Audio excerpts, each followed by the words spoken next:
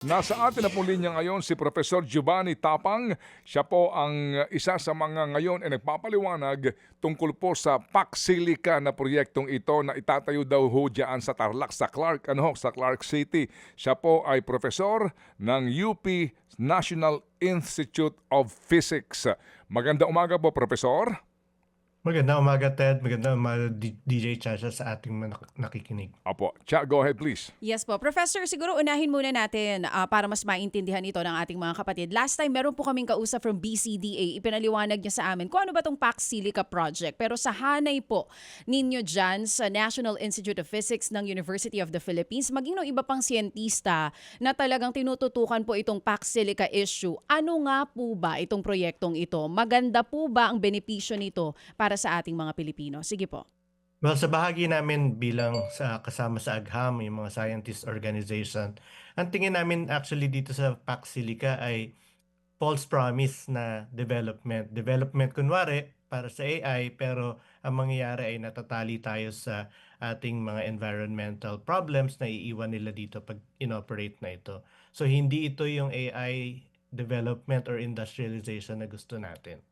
Um, Maging specific lang po tayo kahit konti po, Professor. Kasi last time, I wanna get this right kung tama po yung information na na-share sa amin ng BCDA. At first kasi, nung hindi pa namin tinitignan kung ano talaga itong Paxilica, akala namin this is just an ordinary AI project, AI hub. Pero surprisingly, nung kausap po namin siya, he explained to us na may processing ng minerals din na gagawin po dito sa area. Tama po ba yon yung pagkakaintindi at pagkaka-explain sa amin? Yan na yung nagiging problema. Nagbabago-bago yung gusto nilang i-description dito sa Paxilica. Kasi hindi naman talaga BCDA ang may plano nito. Ito ay plano ng US para magtayo ng iba't ibang mga ah, data processing centers, mineral processing centers sa buong mundo dahil nga meron silang gustong i-counter sa China. Ang nagiging problema dito ay magkakaroon nga ng AI chip making daw. Magkakaroon daw ng mga AI data centers. Magkakaroon ng processing, for example, ng mga rare earth minerals na pwedeng kunin sa iba't ibang bahagi ng mundo at saka dito sa Pilipinas. Ang problema, hindi nila sinasabi kung ano yung kailangan para magawa itong mga to. Kagaya, for example, ng data centers. Kailangan nito ng tubig, kailangan nito ng electricity. Kung mineral processing naman, kailangan din nito ng tubig, kailangan dito ng energy, at saan nila itatapon yung mga mineral waste doon sa processing na to. Hindi ito ordinaryong processing kagaya ng sa gold o kaya sa nickel at iba Mm. pa. Ito ay processing na hinahanap mo, kaya nga rare earths, yung mga konting-konting mga minerales na nandoon sa bato o sa mineral ores na kung saan ay ilang beses mo itong papadaanan para makuha ito. At ang titira dito ay ang tinatawag na mine tailings doon sa processing um, ay hindi lamang maduming tubig, hindi lang yung mga latak na lupa, kundi may mga natitira pa dito kagaya ng may thorium. Ang problema dito sa thorium ay mga natural occurring radioactive minerals na kung saan hindi mo ito basta pwedeng itapon kahit saan. Kailangan mo itong ipon doon sa loob ng Clark. At hindi mo yan pwedeng basta-basta ilagay kung saan. Ito hindi nila na-mention eh. Mini-mention lang nila na merong processing na mangyayari. Pero nangyayari sa China, hindi nila alam ngayon kung saan nila itatapon yung kanilang mga waste nito. So hindi lang siya usapin ng kuryente, hindi lang siya usapin ng water, usapin na rin siya ng waste. At itong lahat ng to, magtataka ka, paano nasasabi agad-agaran ng BCDA na pwede at okay ito, hindi naman nila napasasabi kung ano yung laki, kung sino-sino yung pupunta dyan, at kung ano yung mga effects na dapat i-consider ng BCDA bago sila pumasok sa ganito. Opo. Kaya napakalaki ng concern na inaabot namin dahil um, parang go na go si BCDA pero hindi natin alam kung ano ba yung gino-go nila. Opo, yung nga din po ang katanungan namin sa aming panayam na nagguluhan din po kami kasi nga parang lumalabas na ngayon ay implement now, plan later. Tinanong namin sila yung waste disposal, kung meron na ba itong application for ECC, klaro na ba ito?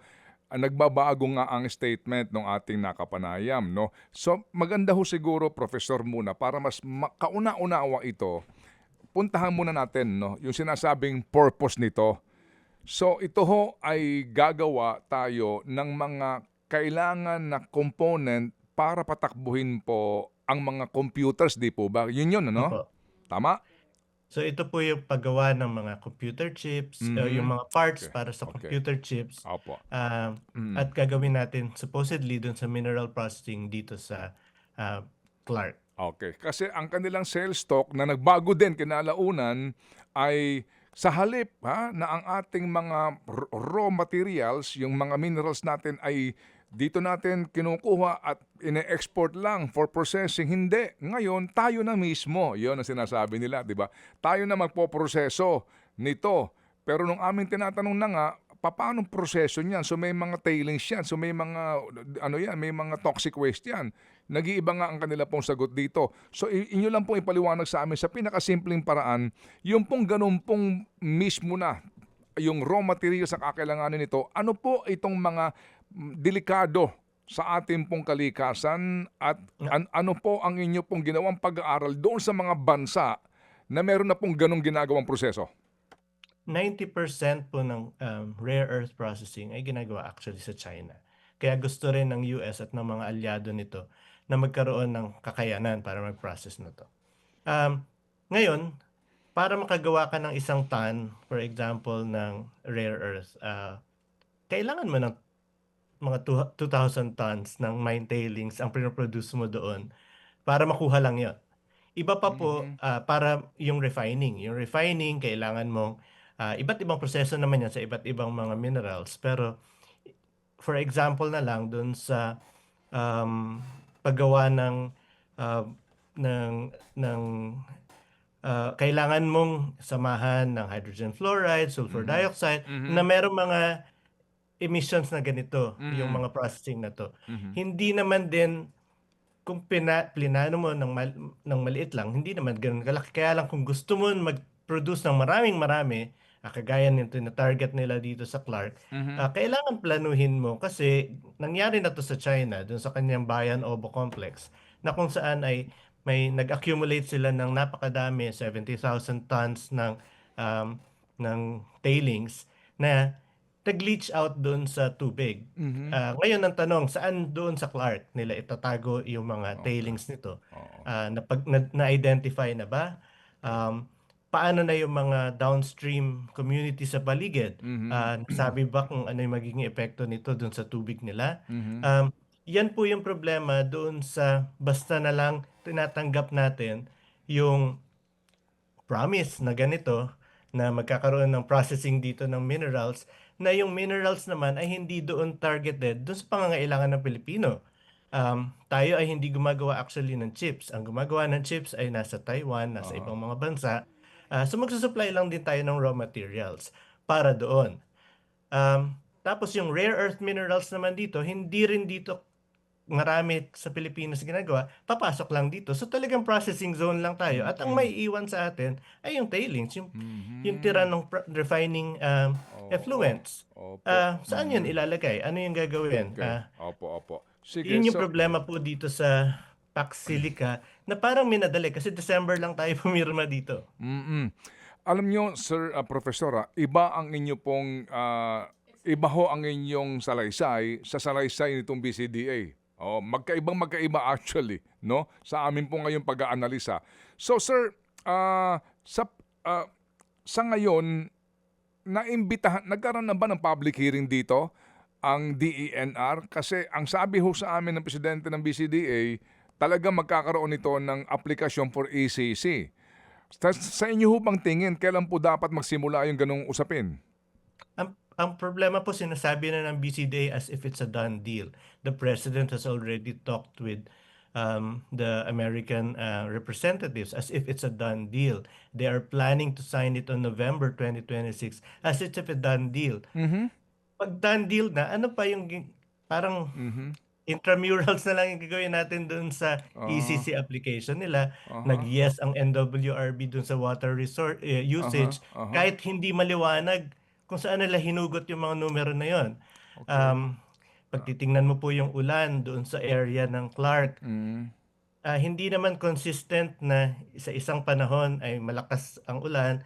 May kalahati tayo ng taon natin na dry yung Oo. season. Okay. So, pag mag-iipon ka ba ng tubig doon sa wet season para Mm. i-supplement yung dry season, yung mga ganong problema po ay parang gina-gloss over lang ng BCDA by saying na hindi kami kukuha ng tubig sa Mm. ibang Mm. sa paligid ng Mm. Clark, rainwater harvesting lang. Pero pag kahit po simpleng multiplication, makikita mo na halos sakto o kukulangin yung Opo. tubig doon sa kukunin nila. Hindi Okay. po maliwanag sa akin Mm.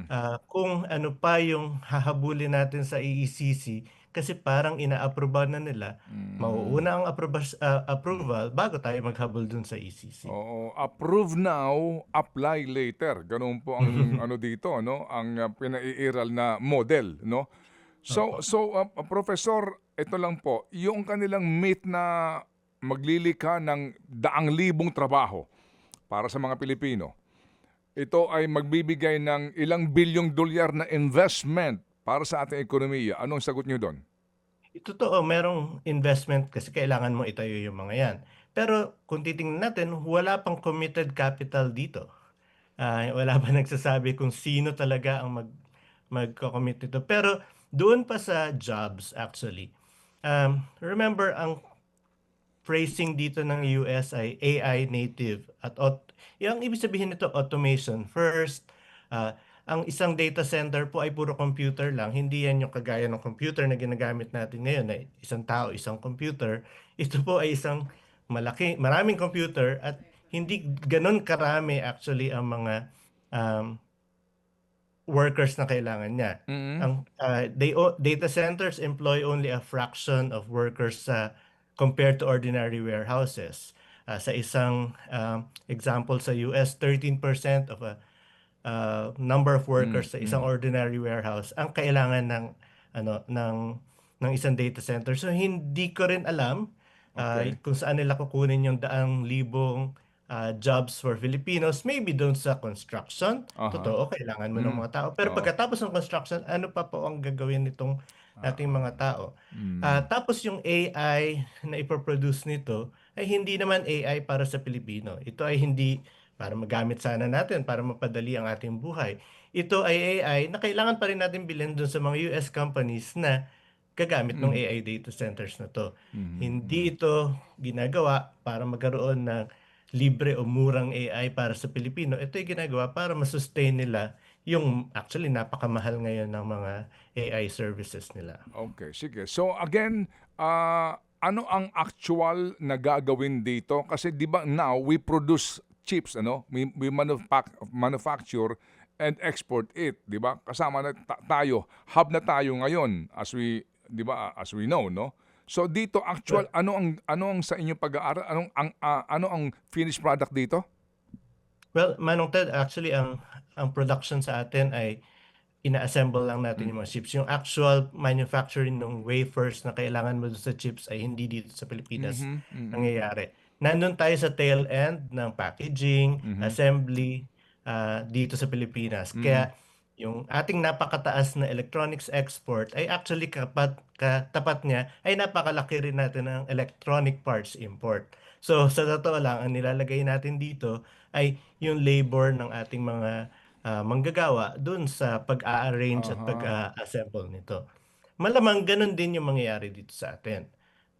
Kung meron mang assembly ng chips dito ay hindi dito gagawin kasi talagang hindi lang high-tech highly protected itong mga machines na ito na iilang bansa lang actually ang may control ng paggawa ng mga chips na ganito.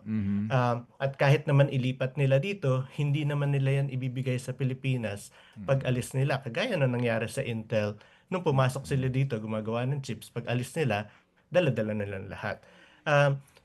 Yun yung problema. They would relegate us to the assembly, packaging part of the whole electronics industry.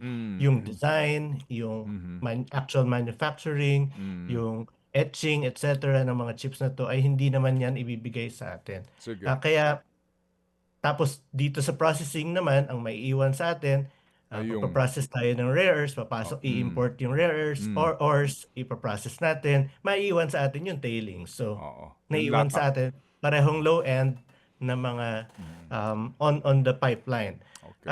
Ang problema dito talaga ay they are packaging it as if it will industrialize the Philippines. And we've been here several times over. Pumasok dito yung Intel, pumasok dito si Texas Instruments, pumasok dito yung napakadaming mga electronics manufacturing. Pero mura ba ang isang computer sa atin ngayon? Mura ba ang radyo? Hindi naman eh. Ang nangyayari sa atin ay ginagamit yung mura nating paggawa. Nagiging kawawa yung ating mga manggagawa, pero hindi nagmumura yung mga produksyon kasi hindi ito produksyon para sa mamamayan. Sige, kung ito'y done deal na paano? Ano, may magagawa pa ba tayo? Paano to?